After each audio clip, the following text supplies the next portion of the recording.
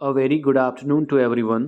आज हम लोग जिस एडिटोरियल के बारे में चर्चा करने वाले हैं वो आपके करेंट अफेयर्स से एक टॉपिक है और आपके एग्जामिनेशन के लिए बहुत ही ज़्यादा इम्पॉर्टेंट भी है, क्योंकि करेंट अफेयर्स से जो सवाल हैं इससे ज़रूर पूछे जाते हैं।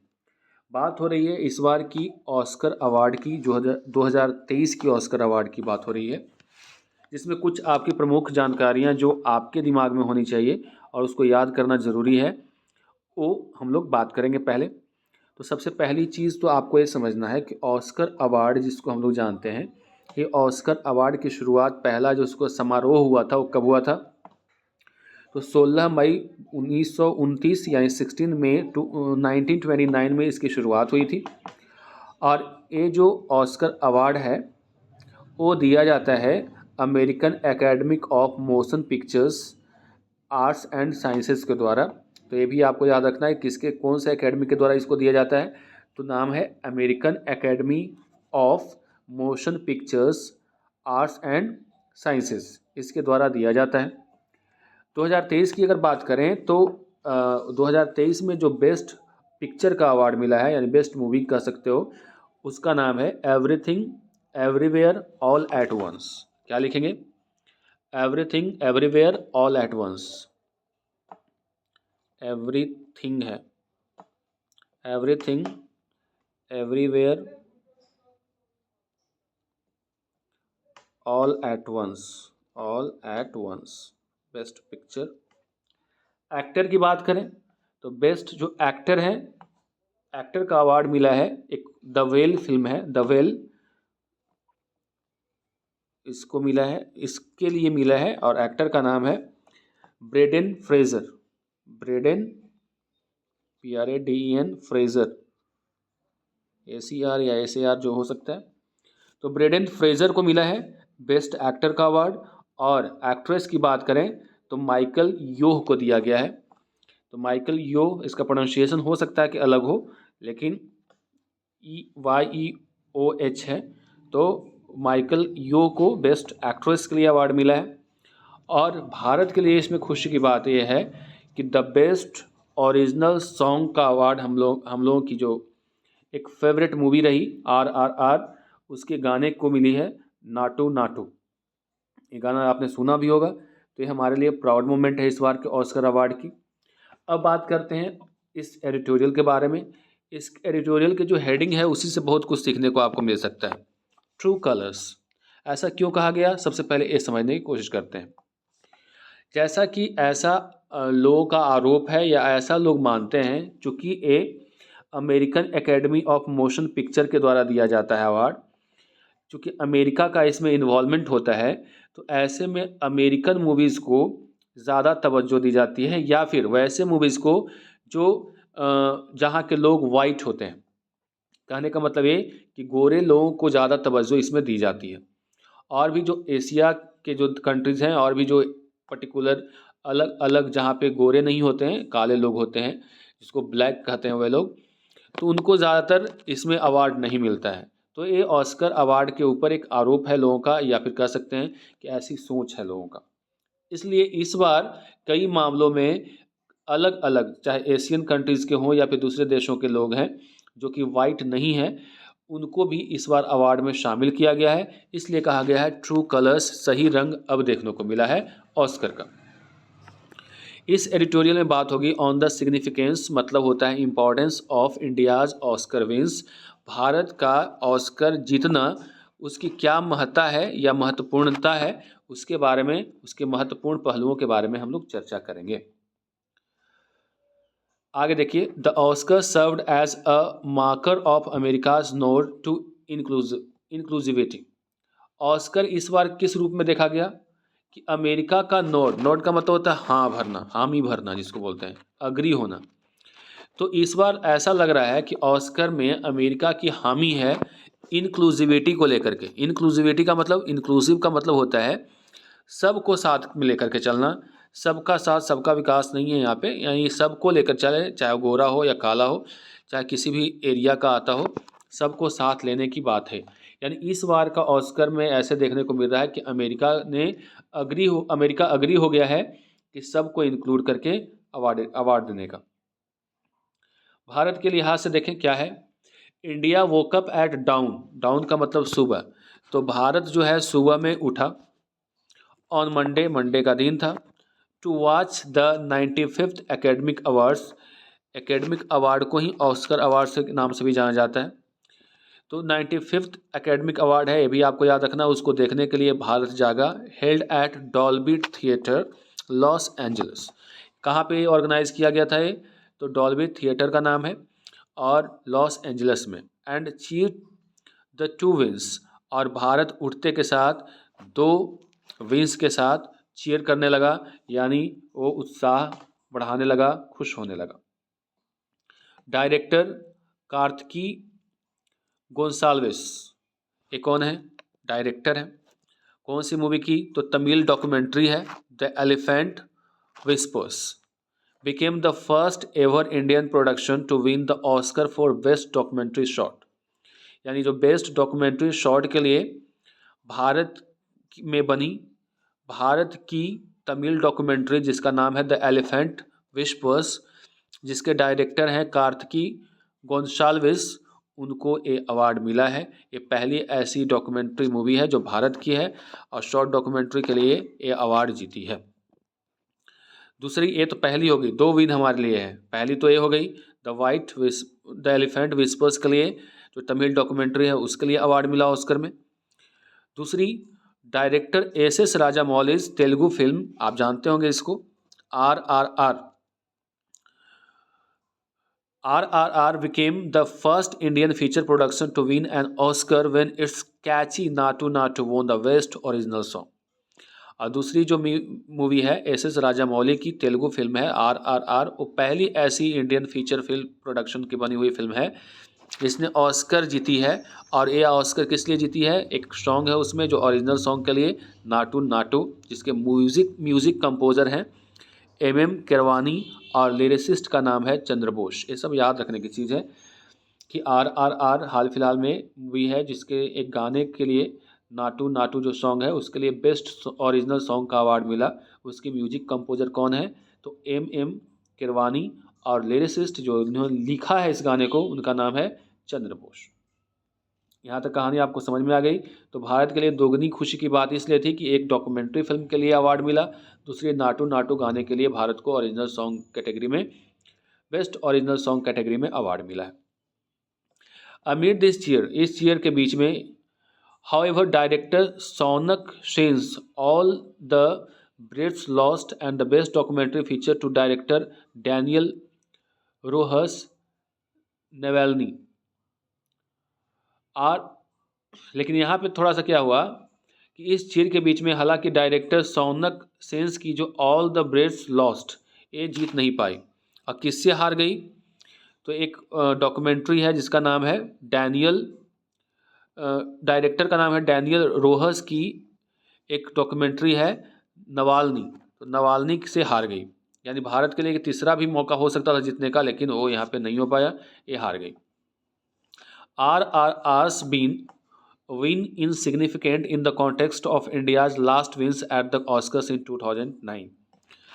RRR का जितना एक बहुत ज़्यादा महत्व रखता है, सिग्निफिकेंट का मतलब महत्वपूर्ण है, किस लिहाज से, जो भारत ने पिछली बार जो जीता था ऑस्कर वो 2009 में जीता था, from the British production Slumdog Millionaire, British production की जो मूवी थी Slumdog Millionaire, best original song and score the music composer AR Rahman and lyricist Gulzar Jai Ho. पता है आपको कि जय हो एक गाना था, स्लम डॉग मिलेनियर का वो गाना था, और जिसके कंपोजर, म्यूजिक कंपोजर थे AR रहमान और लिरिसिस्ट थे उस समय गुलजार।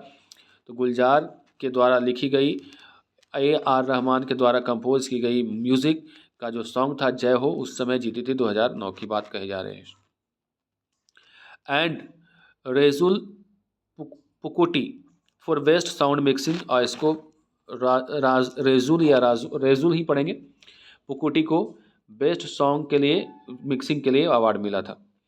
While this Danny Boyle film can be described as Western world's interpretation of India's cinema song, dance and mainstream मसाला, हालांकि अगर बात करें कि जो डैनी बॉयल की जो फिल्म है उसको ऐसे माना जा सकता है कि ये वेस्टर्न वर्ल्ड के बारे में इंटरप्रेट करता है, ठीक है।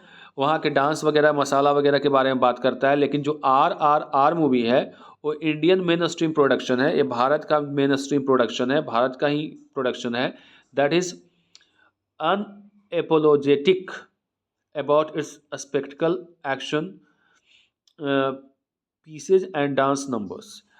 अनएपोलोजेटिक का मतलब होता है जो अपने आप में अलग है, अपने स्पेक्टिकल मतलब यहाँ पे सीन है, सीन को लेकर के, और कौन सा सीन, एक्शन का सीन, स्पेक्टिकल्स कर देंगे तो चश्मा हो जाएगा, बिना इसका है, इसका मतलब ये सीन है और एक्शन के सीन है या फिर डांस के नंबर्स है, उसके लिए अपने आप में एक अलग है। The Naatu Naatu Ween can be viewed as the academic's note to cinema that captured the imagination of multicultural American society. Naatu Naatu की जो जीत है एक तरह से इस रूप में देखा जाना चाहिए कि एकेडमी की जो सहमति है, नोट का मतलब सहमति, उस सिनेमा के लिए भी है जो कि कैप्चर करता है इमेजिनेशन, कल्पना पे आधारित मल्टी कल्चरल अमेरिकन सोसाइटी को। The awards have again brought to the fore the debate whether the Oscars are too white.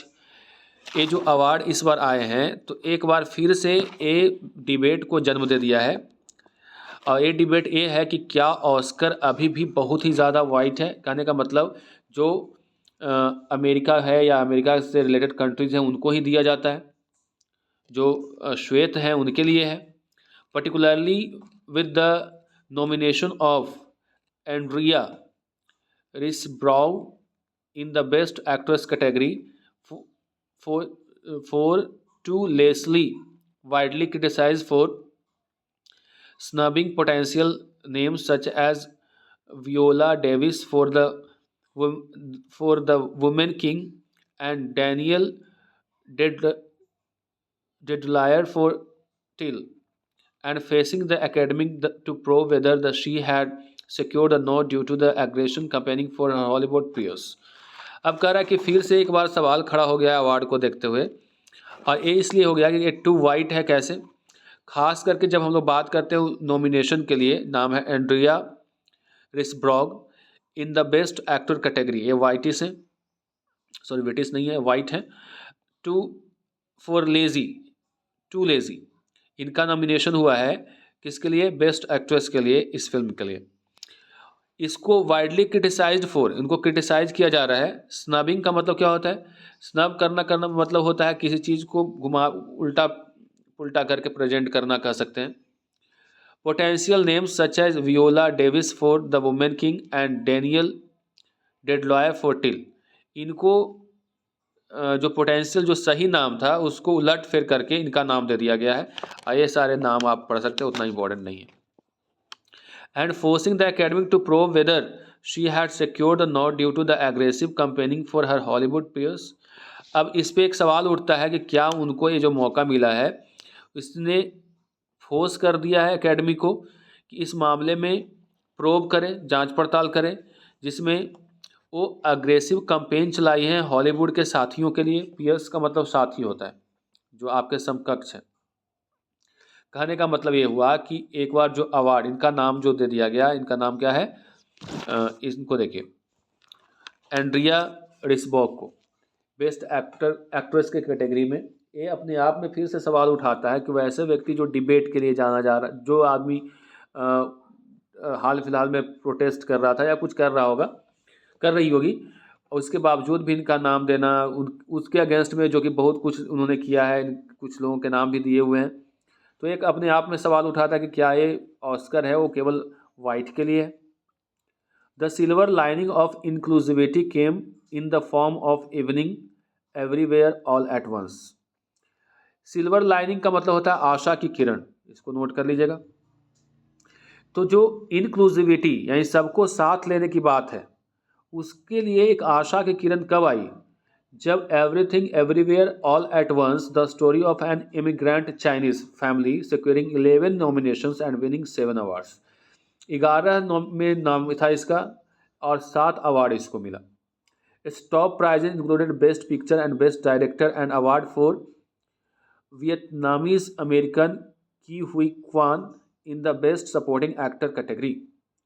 अब देखिए इसमें क्या है कि अब जो चर्चा चल रही थी कि टू वाइट है, उसका एक अलग जवाब ये है कि एक आशा की किरण तब आई है कि दूसरे फिल्मों को भी शामिल किया जा रहा है। और उसका एक एग्जाम्पल है जो इस बार Everything everywhere all at Once जो मूवी है वो चाइना के एक इमिग्रांट के बारे में है, उस फैमिली के बारे में है, जिसको 11 कैटेगरी में नॉमिनेशंस हुआ था और 7 अवार्ड्स इसको मिले हैं, सोच लो। इसलिए इस बार का जो ऑस्कर है उसमें वाइट से ज़्यादा दूसरे दूसरे कॉन्टिनेंट्स के जो भी फिल्म है उनको ज़्यादा मौका मिला है, ज़्यादा अवार्ड मिला है, ऐसा कहा जा सकता है। यानी सबको इसमें ऐड किया गया। इसमें जो टॉप प्राइजेस की बात करें तो बेस्ट पिक्चर को अवार्ड इसी को मिला है, बेस्ट डायरेक्टर का अवार्ड इसी को मिला है, और अवार्ड फॉर वियतनामीज अमेरिकन के हुई क्वान जो कि एक सपोर्टिंग एक्टर हैं उनको कैटेगरी में भी अवार्ड मिला है। It its lead actress Michelle Yeoh, अभी बताया था, became the first Asian woman to receive a nomination and win the best actress category. इसको याद रखना है कि पहली एशियन वुमेन जिनको ए नोबेल प्राइज़ मिला है बेस्ट एक्ट्रेस के लिए कैटेगरी में। वो फिल्म कौन सी थी? तो वही फिल्म जिसकी चर्चा अभी हो रही थी, everywhere everything everywhere all at once, उसकी बात हो रही है, उसके लिए इनको मिला है। तो अभी तक आपको समझ में आई कि बेस्ट पिक्चर बेस्ट एक्ट्रेस का अवार्ड इसी मूवी से आया है, डायरेक्टर को भी। It is also the first best actress win for the non white actress in 20 years. ये पहली ऐसी बेस्ट एक्ट्रेस की जीत है जो कि नॉन वाइट हैं, यानी जो श्वेत नहीं हैं, अश्वेत हैं, और ये 20 सालों के इतिहास में पहली बार ऐसा हुआ है। 20 साल से कोई ऐसा नहीं जीत रही थी। Cheers greeted the 60-year-old when she urged women not to let anyone ever tell them that they are past their prime।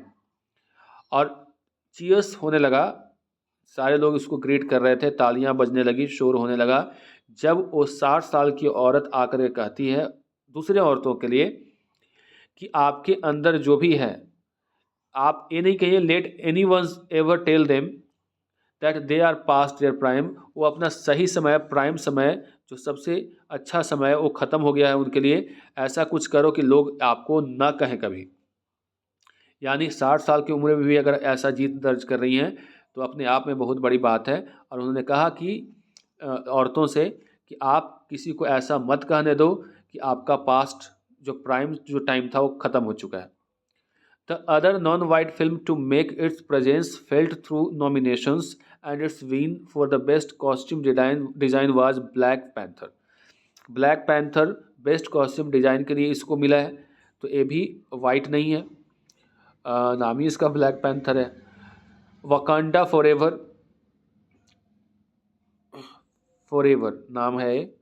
In the years ahead these multicultural wins should pave the way for more artists to take to the global stage। और हाल फिलहाल के जो सालों में multicultural wins देखने को मिला है, अलग अलग देशों के लोग जीत रहे हैं इसमें। तो ऐसे में ये जो आपकी कला है, कलात्मकता है, ये ग्लोबल स्टेज पे जाने में मदद मिल रही है, लोग उसको ग्लोबल लेवल पे जानते हैं। तो आज के ट्यूटोरियल में आपको यही समझाया गया। मिलते हैं अगले ट्यूटोरियल में। Till then goodbye and take care.